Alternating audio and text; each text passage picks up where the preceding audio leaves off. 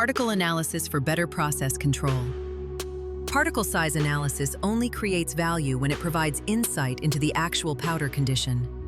In ceramics, particle size distribution, and particle shape all play a critical role.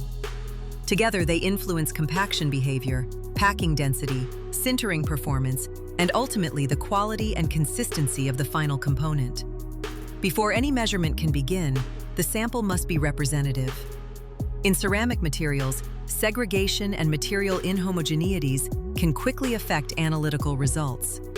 The L24 and L27 help create homogeneous, representative subsamples, providing a reliable foundation for particle size analysis.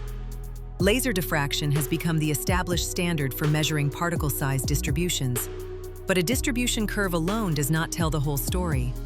Reliable results depend on controlled dispersion, defined measurement conditions, and repeatable procedures.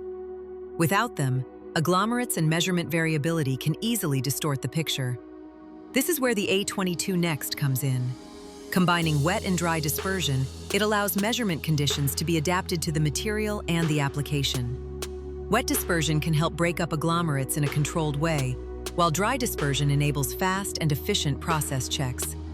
The result is particle size data that can be used confidently in quality control, process development, and batch evaluation. Yet particle size distribution alone does not provide the complete picture because it does not directly show agglomerates, oversized particles, or particle morphology. These characteristics can significantly influence process performance and product quality, making additional analysis essential. The A28 complements laser diffraction by making these characteristics visible through dynamic image analysis. Shape parameters such as roundness, aspect ratio, and convexity provide additional insight into how a material is likely to perform in the process. Together, these techniques help turn particle measurement into meaningful process feedback. Because a particle size distribution alone does not explain a ceramic process, only when dispersion, particle shape, and repeatability are considered together does measurement become a reliable tool for process control.